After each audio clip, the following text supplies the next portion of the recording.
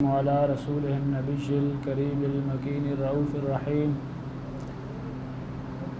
أما بعد فأعوذ بالله من الشيطان الرجيم بسم الله الرحمن الرحيم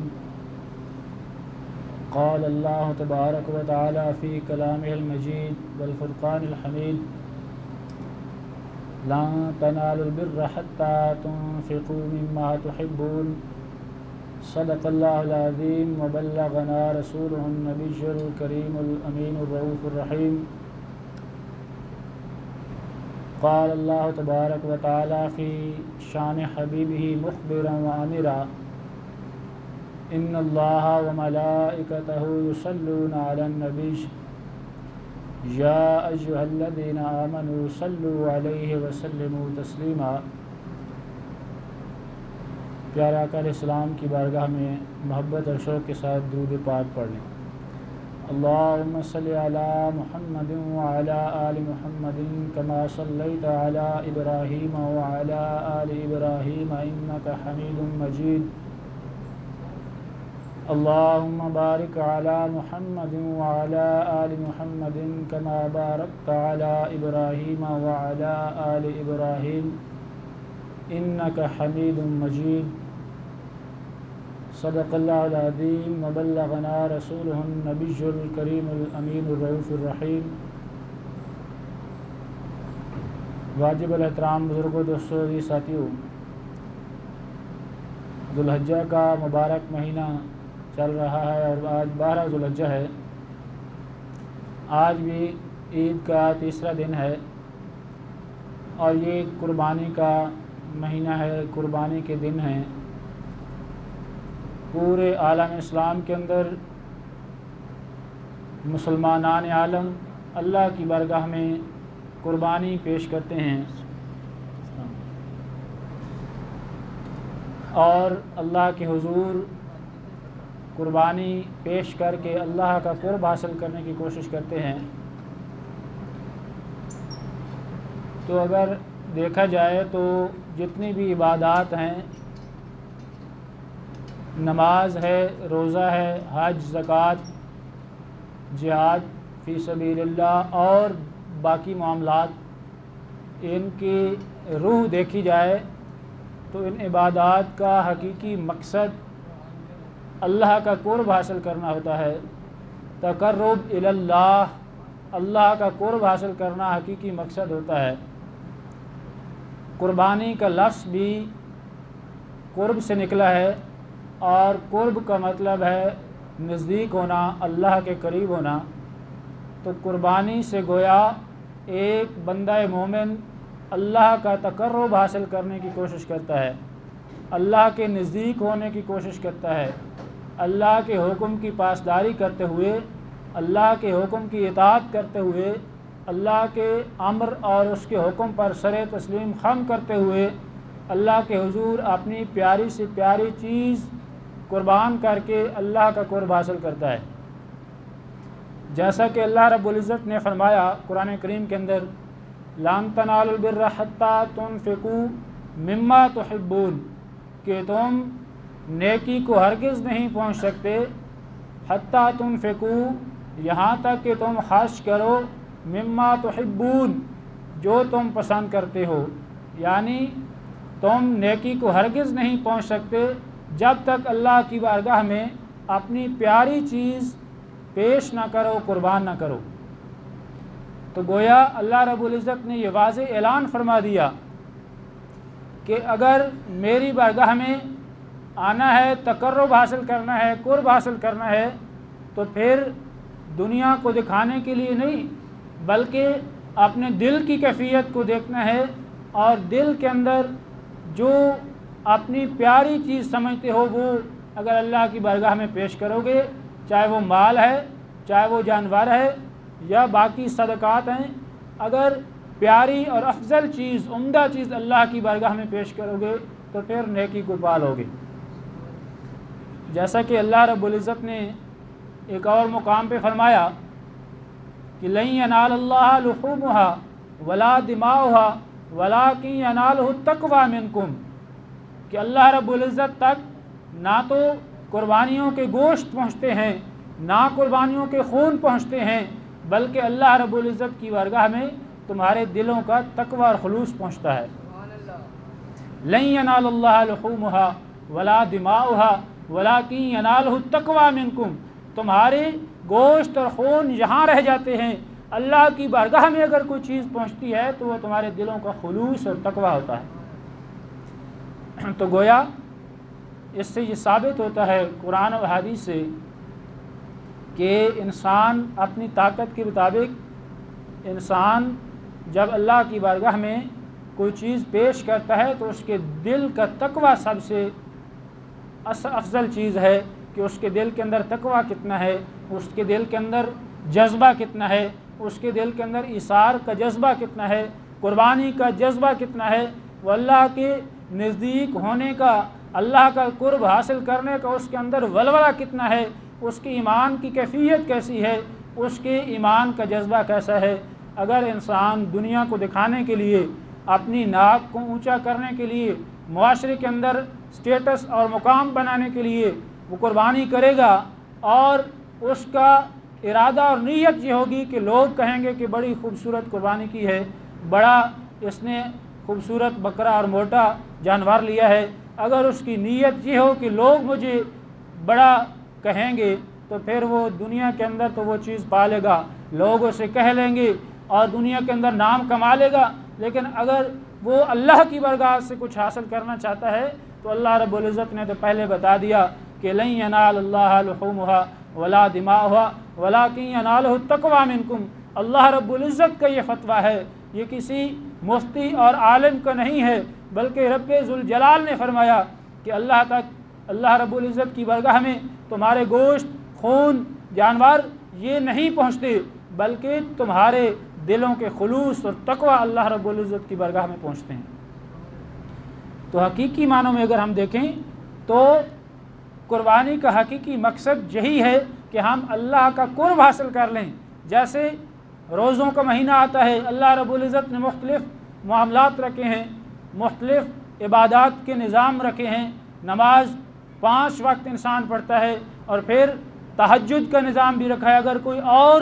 اللہ کا قرب حاصل کرنا چاہتا ہے تو اللہ کی رحمت اس وقت جوش پر ہوتی ہے۔ ہر رات اللہ رب العزت کی رحمت، اللہ رب العزت اپنی شان کے مطابق آسمان دنیا پہ تشریف لاتا ہے اور فرماتا ہے، ندا آتی ہے کہ ہے کوئی مجھ سے رزق کا متلاشی کہ میں اسے عطا کر دوں، ہے کوئی میری رحمت کا طالب کہ میں اسے رحمت عطا کروں، ہے کوئی میری بارگاہ میں عزت اور مرتبے کا طالب کہ میں اسے وہ عطا کر دوں۔ یعنی اللہ رب العزت کی بارگاہ سے وہ انعام و اکرامات کی ندائیں اور صدائیں آتی ہیں کہ میری بارگاہ سے کوئی آنے والا، کوئی مغفرت طلب کرنے والا، رزق طلب کرنے والا، عزت اور دنیا کی اور آخرت کی بھلائیاں طلب کرنے والا کوئی ہے تو آئے۔ تہجد کے وقت رات کے آخری پہر کے اندر اللہ رب العزت کی رحمت پکار رہی ہوتی ہے، تو ہر رات بھی اللہ رب العزت نے یہ نظام رکھا ہے کہ بندہ میرے قریب آ جائے، اور ہر رات تہجد انسان جو پڑھتا ہے اس کا پھر کچھ مقام ہی کچھ الگ ہے۔ پھر اللہ رب العزت نے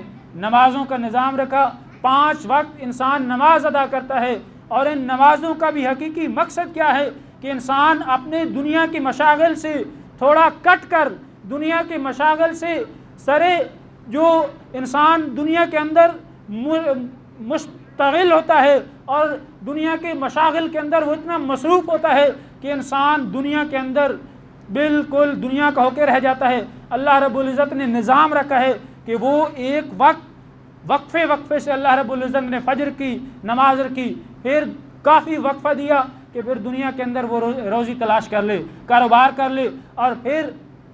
ظہر کی نماز، پھر کچھ وقفے کے بعد عصر کی نماز، مغرب، عشاء، 5 وقت کی نماز رکھ دی کہ وقفے سے انسان دنیا کے اندر اگر راغب ہو جاتا ہے تو وہ میری بارگاہ میں آ جائے اور میرا قرب حاصل کر لے۔ نمازوں کا حقیقی مقصد بھی یہی ہے کہ الصلاۃ معراج المومنین فرمایا آقا علیہ الصلوۃ والسلام نے کہ نماز مومن کی معراج ہے۔ معراج کیا ہے کہ جس طرح آقا علیہ الصلوۃ والسلام اللہ کے نبی اور محبوب ہیں، وہ اللہ کی بارگاہ میں کہاں سے کہاں تک پہنچتے ہیں کہ زمین سے اٹھ کر 7 آسمانوں سے بلند سدرۃ المنتہا سے اوپر لا مقام عرش معلیٰ تک اللہ کی بارگاہ میں پہنچتے ہیں، وہ معراج کرتے ہیں۔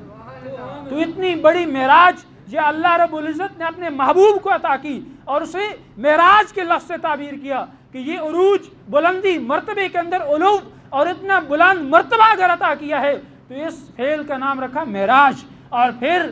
اللہ رب العزت کے پیارے حبیب علیہ السلام نے فرمایا کہ میرا امتی اگر معراج حاصل کرنا چاہتا ہے، رب سے ملاقات چاہتا ہے، میں نے عرش کے اوپر جا کے رب سے ملاقات کی ہے، میرا بندہ، میرا امتی اور غلام اگر زمین کے اوپر رہ کر اللہ کے حضور سجدہ ریز ہو جاتا ہے، اپنی جبین نیاز اللہ کے حضور جھکا دیتا ہے، تو پھر اللہ رب العزت کے حبیب نے یہ خوشخبری سنائی ہے کہ الصلاۃ معراج المؤمنین، کہ یہ نماز مومن کی معراج ہے۔ آقا علیہ السلام نے فرمایا کہ نماز میری آنکھوں کی ٹھنڈک ہے، تو نماز حقیقی معنوں میں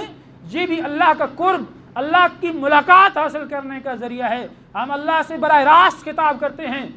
ہم کہتے ہیں کہ الحمدللہ رب العالمین الرحمن الرحیم مالک یوم الدین ایاک نعبد و ایاک نستعین، براہ راست مخاطب کا صیغہ استعمال کرتے ہیں، ایاک نعبد و ایاک نستعین، اے باری تعالیٰ ہم تیری عبادت کرتے ہیں اور تجھ سے ہی مدد طلب کرتے ہیں۔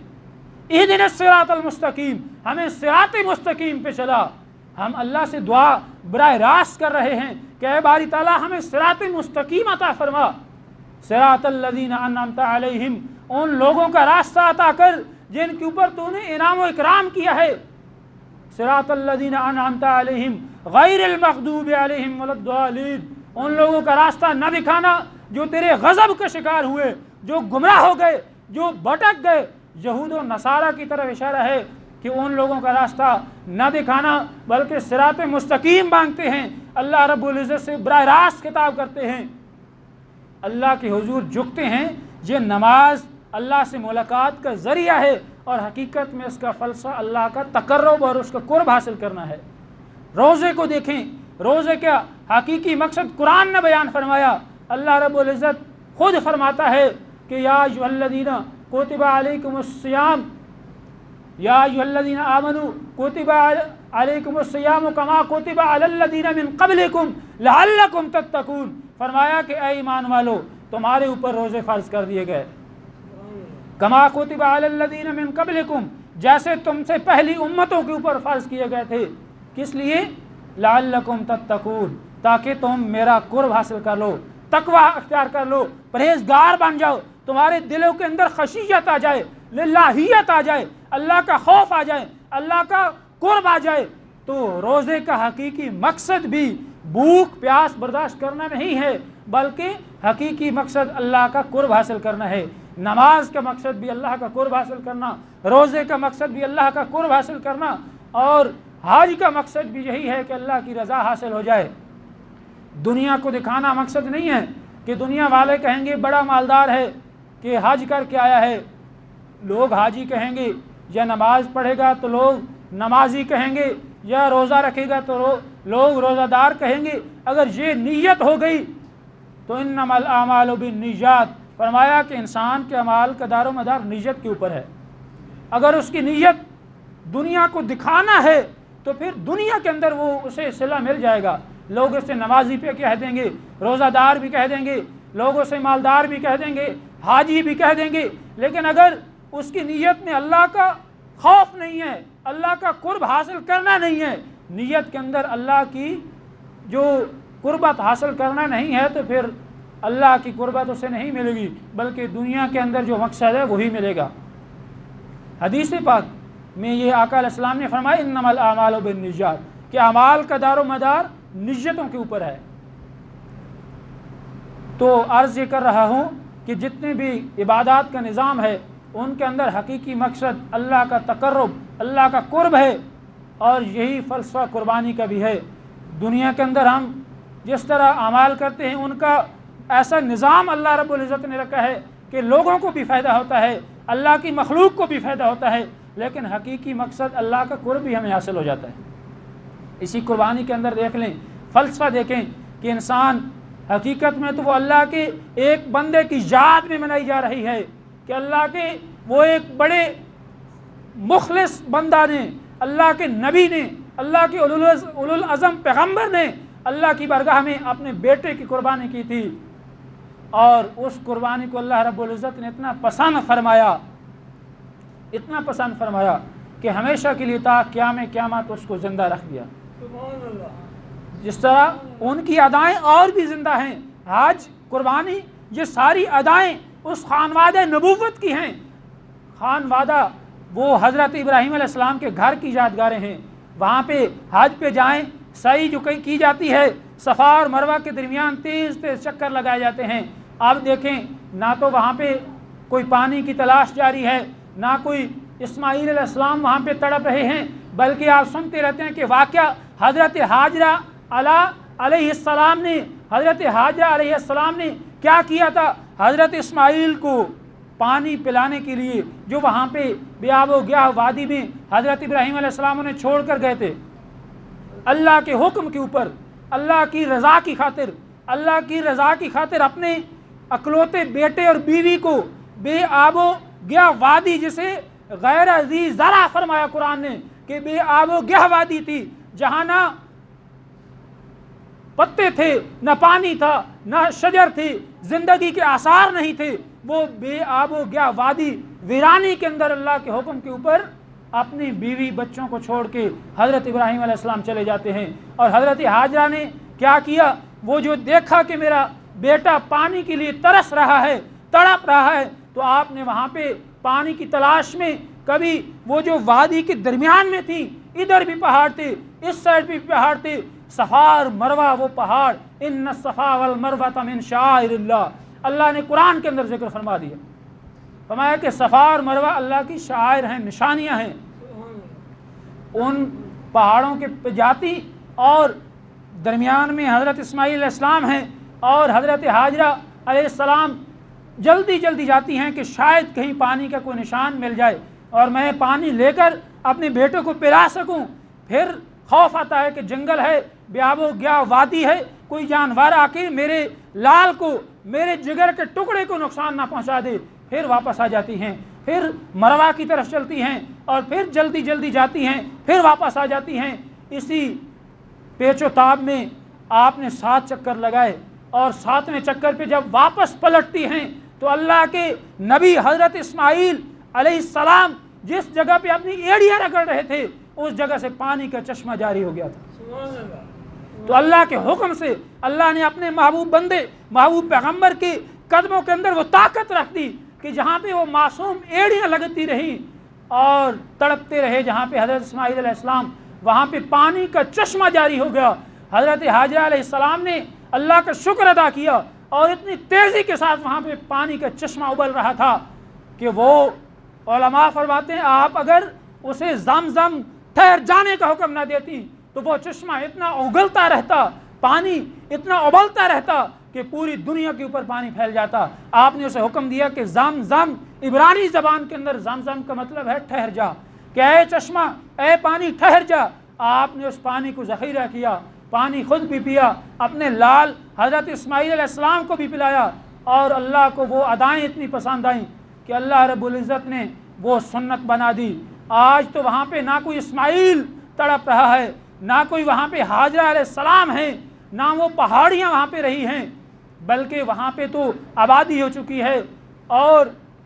رنگا رنگ کی دنیا آباد ہو چکی ہے۔ لیکن اللہ رب العزت نے حکم دیا ہے کہ جو بھی حاجی جائے گا، جو بھی دنیا کے جس کونے سے جائے گا، وہ وہاں پہ چکر لگائے گا، اس جگہ کا چکر لگائے گا جہاں پہ میری بندی نے، حضرت حاجرہ علیہ السلام نے جو چکر لگائے تھے اللہ کی رضا کی خاطر، جنہیں وہاں پہ چھوڑا گیا تھا، ان کے خلوص کے اندر طاقت اتنی تھی کہ اللہ رب العزت نے ہمیشہ کے لیے ان کی سنت کو زندہ کر دیا۔ تو دلوں کے تقوی کو اللہ رب العزت دیکھتا ہے، اللہ رب العزت تقوی اور خلوص کو دیکھتا ہے۔ اس اللہ کی بندی کی سنت آج سے ہزاروں سال قبل، 4000 سال سے زیادہ کا عرصہ بیت چکا ہے، وہ سنت زندہ ہے۔ وہاں پہ لوگ جاتے ہیں، چکر لگاتے ہیں، کوئی کام نہیں ہے، فقط اللہ کی بندی کی سنت ادا ہو رہی ہے اور وہاں پہ چکر لگائے جا رہے ہیں۔ تو اللہ نے تا قیامت اس سنت کو زندہ کر دیا۔ حضرت ابراہیم علیہ السلام کے خلوص کی بات کر رہا ہوں کہ حضرت ابراہیم علیہ السلام کے خلوص کے اندر پاور اتنی تھی، آپ نے اپنے خلوص کے ساتھ وہ قربانی دی تھی، اپنے بیٹوں کو ذبح کیا تھا، اپنے بیٹے کی قربانی کی تھی۔ واقعہ آپ سن چکے ہیں، سنتے رہتے ہیں کہ حضرت اسماعیل علیہ السلام کو قربان کرنے کا جب وقت آیا، اللہ کا آرڈر آ گیا، حضرت اسماعیل علیہ السلام اکلوتی اولاد ہے، آپ کی عمر 90 سال ہو چکی تھی حضرت ابراہیم علیہ السلام کی، اور پچھلی عمر کے اندر بڑھاپے کے اندر آپ نے دعا کی تھی کہ رب ہب لی من الصالحین، اے باری تعالیٰ مجھے بیٹا عطا کر دے، تو فبشرناہ بغلام حلیم، اللہ رب العزت نے ایک نیک بیٹے کی خوشخبری عطا کر دی۔ لیکن جب وہ چلنے پھرنے کے قابل ہو گیا، فلما بلغ معه السعی قال یا بنی انی اری فی المنام انی اذبحک فانظر ماذا تری قال یا ابت افعل ما تؤمر ستجدنی ان شاء اللہ من الصابرین۔ تو اللہ رب العزت نے وہ واقعہ کوٹ کیا ہے، فرمایا کہ جب ابراہیم علیہ السلام کے ساتھ بیٹا چلنے پھرنے کے قابل ہو گیا، وہ جو کہتے ہیں نا بہبیلی ہو جانا، باپ کے ساتھ کام کرنے کے قابل ہو جانا، جب کچھ کام کرنے کے قابل ہو گیا، فلما بالغ معه السعی، قرآن نے بتایا ہے کہ جب چلنے پھرنے کے قابل ہو گیا وہ بیٹا، تو اللہ کا آرڈر آ گیا کہ میری بارگاہ میں اس نعمت عظمیٰ کو بھی قربان کر دے۔ یہ بیٹا جو بڑی منتوں کے ساتھ، بڑے دعاؤں کے ساتھ تو نے میری بارگاہ سے حاصل کیا، اے ابراہیم اب تیری وفاؤں کا، تیرے ایمان کا، تیرے خلوص کا اب امتحان ہے کہ یہ بیٹا میری بارگاہ کے اندر ذبح کر دے۔ بڑا ہی دل خراش، بڑا ہی دل فگار یہ کام ہے، کوئی اتنا آسان نہیں ہے۔ لوگ، میں دیکھ رہا تھا یہ جو قربانی کے جانور لوگ پالتے ہیں، بڑے پورا سال جن کی قربانی کے لیے وہ اسی مقصد کے لیے پالتے ہیں، جب ان کو قربان کرنے لگتے ہیں تو ان کی آنکھوں میں بھی آنسو آ جاتے ہیں، جن کے دلوں میں رقت ہوتی ہے، نرمی ہوتی ہے، تو ان کی آنکھوں میں بھی آنسو آ جاتے ہیں۔ ان کو بیچنے لگتے ہیں تو ان کی آنکھوں میں بھی آنسو آ جاتے ہیں کہ کتنی محبت اور شفقت کے ساتھ ان کو پالا، خلوص ہو جاتا ہے، انس ہو جاتا ہے، محبت ہو جاتی ہے۔ اور وہ تو پھر بیٹا تھا، بیٹا تو پھر اسماعیل جیسا اور باپ ابراہیم جیسا، لیکن بوڑھے باپ ابراہیم علیہ السلام نے وہ کام بھی کر دکھایا۔ تو قرآن گواہ ہے کہ حضرت ابراہیم علیہ السلام نے اپنے بیٹے حضرت اسماعیل علیہ السلام کو اللہ کی بارگاہ میں قربان کر دیا۔ وہ قربان کر کے تو اللہ رب العزت نے پھر بچا لیا، وہ الگ بات ہے، لیکن حضرت ابراہیم علیہ السلام کا خلوص اتنا عظیم تھا کہ آپ نے سب سے پیاری چیز اللہ کی بارگاہ میں قربان کر دی۔ فرمایا کہ لن تنالوا البر حتی تنفقوا مما تحبون، تم ہرگز نہیں پہنچ سکتے نیکی کو جب تک کہ اللہ کی بارگاہ میں سب سے پیاری چیز قربان نہ کرو۔ تو حضرت ابراہیم علیہ السلام کی یہ سنت، اس کے اندر یہ سبق ہے، یہ عبرت ہے کہ اپنی سب سے پیاری چیز، عمر بھر کی جمع پونجی، بیٹا، اکلوتی اولاد اللہ کی بارگاہ میں فقط قربان ہی نہیں کہ ان کے گلے کے اوپر خود چھری رکھ دی، اور اللہ رب العزت نے فرمایا قد صدقت الرؤیا، کہ اے ابراہیم علیہ السلام تو نے اپنا خواب سچ کر دکھایا۔ تو حضرت ابراہیم علیہ السلام اس امتحان کے اندر بھی کامیاب ہوتے ہیں۔ تو میں عرض یہ کر رہا تھا کہ جو بھی عمل ہے اس کے اندر جتنا خلوص ہوتا ہے، جتنی الہیت ہوتی ہے، جتنا اللہ کا خوف اور اللہ کا قرب حاصل کرنا مقصود ہوتا ہے، اتنا ہی اس کے اندر اللہ رب العزت اتنا اجر عطا کرتے ہیں۔ حضرت ابراہیم علیہ السلام کی قربانی کے اندر اتنی وہ پاور تھی کہ تا قیامت اللہ رب العزت نے قربانی کو زندہ کر دیا۔ حاجی بھی جا کے وہاں پہ مینا کے اندر جو میدان، جس میدان کے اندر حضرت ابراہیم اور حضرت اسماعیل علیہ السلام قربانیاں کر رہے تھے، جہاں پہ ذبیح اسلام، ذبیح عظیم حضرت اسماعیل علیہ السلام نے اپنا گلا رکھ دیا، اپنی گردن رکھ دی، حضرت ابراہیم علیہ السلام نے جہاں پہ اپنے بیٹے کے گلے کے اوپر چھری رکھ دی، وہاں مینا کے اندر لاکھوں قربانیاں وہاں پہ بھی ہوتی ہیں، پوری دنیا کے اندر بھی ہوتی ہیں، اور یہ قربانی حقیقت کے اندر آقا نے فرمایا سنت ابیکم ابراہیم، یہ ابراہیم علیہ السلام کی قربانی کی سنت ہے۔ تو وہ خلوص اتنا عظیم تھا، وہ اتنا عظیم خلوص تھا کہ تا قیامت اس خلوص کو زندہ کر دیا۔ تو اللہ رب العزت جس نے بھی اللہ رب العزت کی بارگاہ میں جس قدر اپنے آپ کو جھکایا ہے، اپنے آپ کو پیش کیا ہے، اپنا خلوص دکھایا ہے، اللہ رب العزت نے اپنا اجر عطا کیا۔ حضرت ابراہیم علیہ السلام کی تو یہ دعا تھی، قل ان صلاتی و نسکی و مخشیای و مماتی للہ رب العالمین، کہ محبوب فرما دیجئے کہ ان صلاتی، میری نمازیں، و نسکی، میری قربانیاں، व महयाय व ममाती, मेरा मरना और मेरा जीना लिल्लाहि रब्बिल आलमीन, सब कुछ अल्लाह के लिए है। तेरे दी की सरफराजी, वो शेर है ना कि मेरी ज़िंदगी का मकसद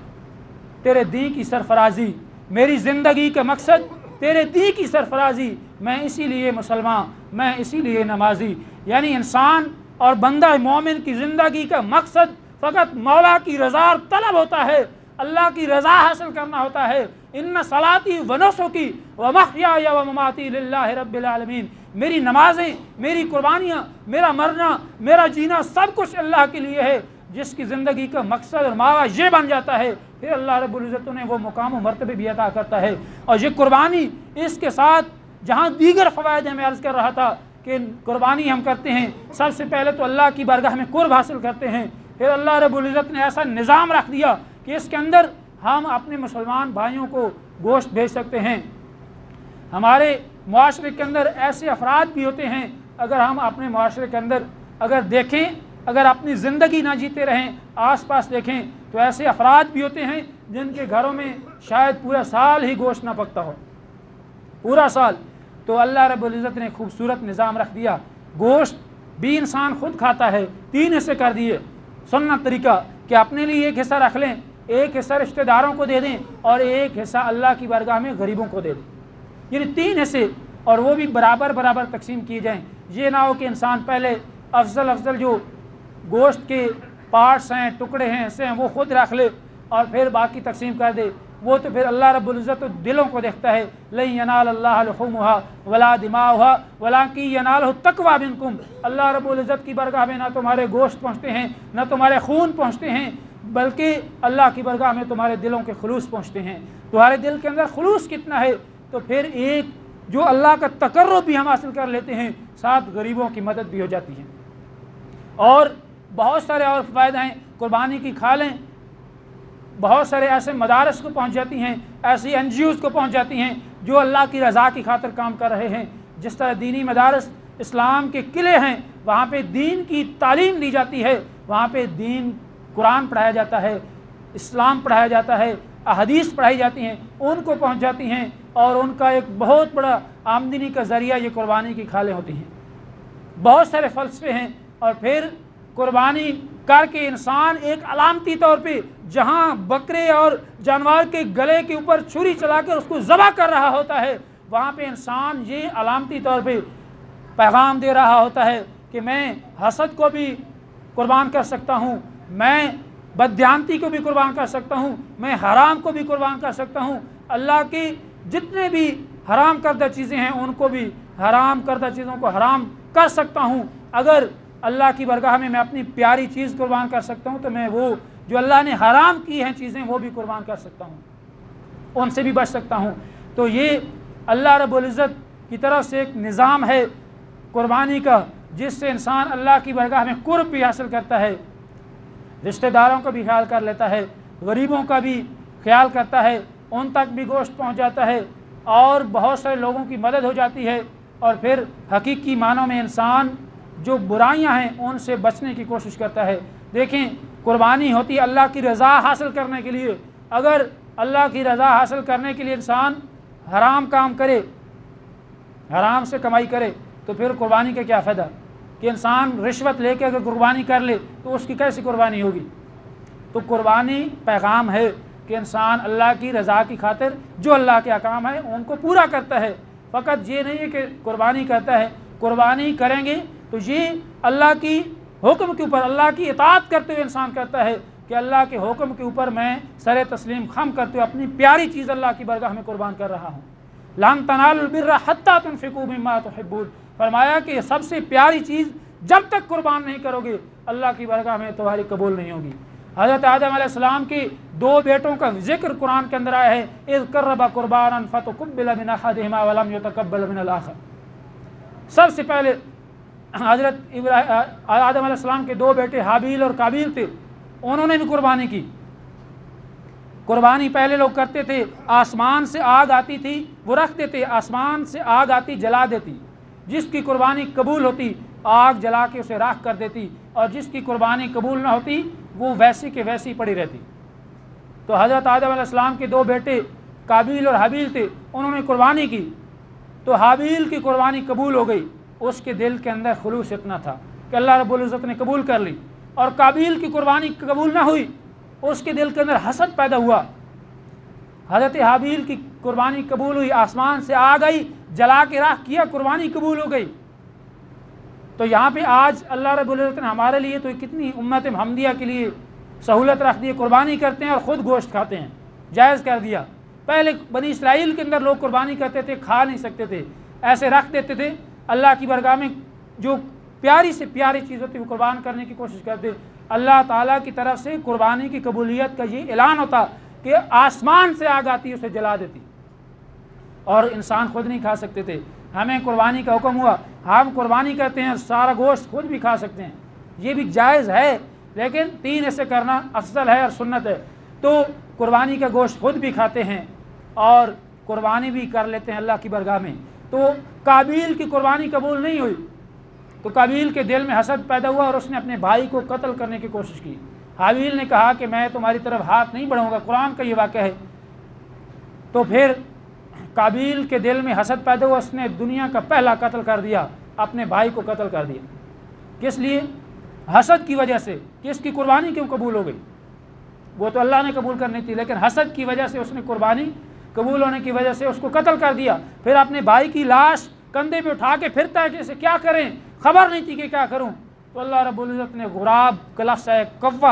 کوا اللہ رب العزت نے بھیجا، 2 کوے، ایک کوے نے دوسرے کوے کو مارا اور پھر زمین کے اندر کورید کر اس کی قبر بنا کے اس کے اندر اسے دبایا اور اوپر سے مٹی ڈال دی، گویا اسے سبق دے رہا تھا کہ اس طرح قبر بناؤ اور اپنے بھائی کی لاش کو دفن کرو۔ پھر اسے بھی یہ سبق ملا اور اس نے زمین کے اندر قبر بنائی اور اپنے بھائی کی لاش کو دفن کر دیا۔ سبق یہ مل رہا ہے کہ اللہ رب العزت کی بارگاہ میں جو جاتی ہے چیز وہ خلوص نیت ہے۔ اللہ رب العزت کی بارگاہ میں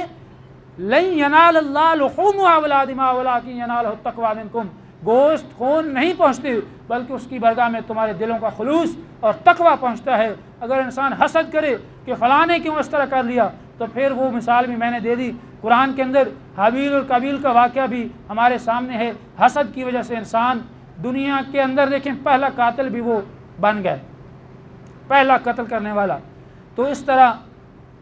علماء نے فرمایا کہ جو بھی دنیا کے اندر قتل ہوگا اس کا گناہ قابیل کو بھی جائے گا، کیونکہ اس نے یہ پہلی دفعہ یہ کام کیا تھا۔